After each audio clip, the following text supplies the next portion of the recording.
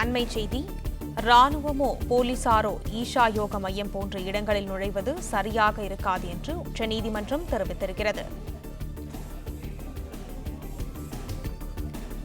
ஈஷா யோக மையம் தொடர்பான வழக்கில் சென்னை உயர்நீதிமன்ற உத்தரவுக்கு இடைக்கால தடை விதித்து உச்சநீதிமன்றம் அறிவிப்பை வெளியிட்டிருக்கிறது. ராணுவமோ போலீசாரோ ஈஷா யோக மையம் போன்ற இடங்களில் நுழைவது சரியாக இருக்காது என்றும் தெரிவிக்கப்பட்டிருக்கிறது.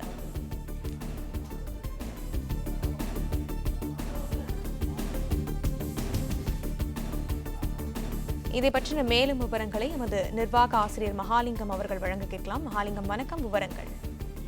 யோகா மைய வழக்கு தற்பொழுது உச்சநீதிமன்றத்தில் ஒரு காரசாரமான விவாதத்திற்கு உள்ளாகி இருக்கிறது. இதில் கோவை சட்டப்பணிகள் குழுவை சார்ந்த நீதித்துறை அலுவலர்களை அனுப்பி விசாரிக்குமாறு உச்சநீதிமன்றம் உத்தரவிட்டிருக்கிறது. ராணுவத்தையோ போலீசாரையோ திடீரென்று ஈஷா யோகா மையம் போன்ற இடங்களுக்குள் உடனே சென்று விசாரணை நடத்துவது சரியாக இருக்காது என்று உச்சநீதிமன்றம் கருத்தை தெரிவித்திருக்கிறது.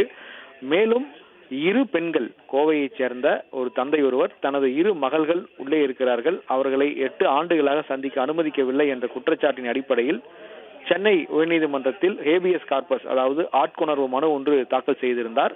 அந்த மனுவைத்தான் சென்னை உயர்நீதிமன்றம் விசாரித்து ஈஷா யோகா மையத்தின் தொடர்பாக அதுக்கு எதிரான பதிவாகியுள்ள வழக்கு விவரங்களை எல்லாம் விரிவாக அறிக்கையாக தாக்கல் செய்யும்படி உத்தரவிட்டிருந்தது. இந்த உத்தரவுக்கு எதிராகத்தான் ஈஷா யோகா மையத்தின் சார்பில் உச்சநீதிமன்றத்தில் தலைமை நீதிபதி அமர்வு முன்பு மேல்முறையீடு செய்யப்பட்டது.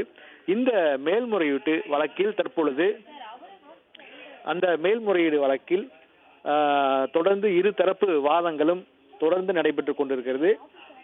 இந்த விவகாரத்தை பொறுத்தவரைக்கும் இதில் ராணுவமோ போலீசாரோ திடீரென்று ஈஷா யோகா மையத்திற்குள் நுழைந்து சோதனைகளை செய்வது சரியாக இருக்காது என்று உச்சநீதிமன்றம் கருத்து தெரிவித்திருக்கிறது.